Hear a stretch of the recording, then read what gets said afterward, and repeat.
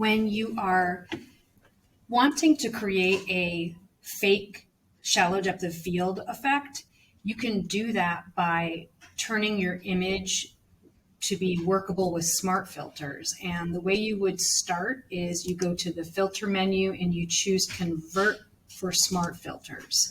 And then you have to okay this. That's the first important step. What that does is it puts a little symbol down here in your layers palette over the image, and it's indicating that this is now a smart object. So you can use smart filters when you convert that picture layer to a smart object. And then when you go back to your filter gallery, there's a whole wide range of filters you can apply. So you could certainly apply any of those effects that you want.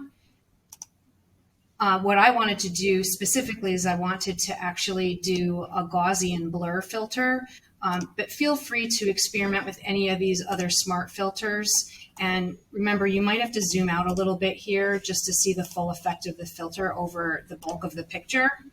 So you've got that option, and applying filters from your filter gallery. I'm just going to cancel for now because the one I wanted to show was the Gaussian blur filter. So from the filter menu, you can choose the blur, and then you want to go to Gaussian blur. And that's the one that's going to allow you to create that shallow depth of field effect. So again, I can zoom out of this window a little bit just so I can see how it's going to affect the majority of the picture.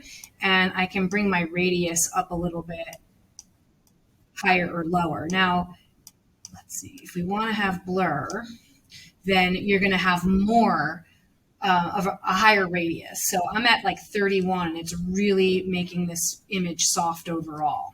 So that's really good for an extremely shallow depth of field fake effect. So I'm going to okay that. And then what you'll notice is right here is underneath your image layer, it does come with a mask, but this time it's placing it underneath. When we choose our adjustment layers from the menu here, the mask actually gets placed above the image layer, but the smart filters places it underneath. And your mask for the smart filter is going to work just like it does when you're adding any adjustments that you get from this menu down here. So you want to set your foreground and background color to be black and white. Remember to use that small reset button if they're different colors.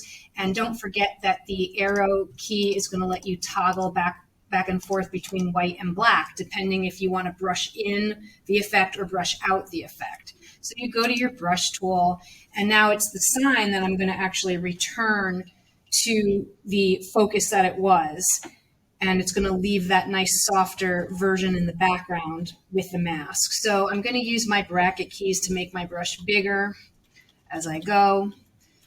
And as I work in the middle, brushing back the focus here, that's basically how I'm going to create that fake shallow depth of field effect, as though I had originally used a much smaller f-stop when I was shooting. So cleaning that up, making my brush smaller as I go to the edge so my edges are nice and clean. And I probably want to grab this too. It's like the back of the sign, so that looks a little bit more believable in terms of shallow depth of field effects go and how it would have worked in camera. And so now we're nice and sharp, back to the original. So if I turn off the smart filter, gotta clean that up. If I turn off the smart filter here, that's the original, much sharper, much wider depth of field here. But let's say, oops, I forgot to change my f-stop when I was shooting and I want that fake shallow depth of field look. Then I turn on my smart filter, do my brush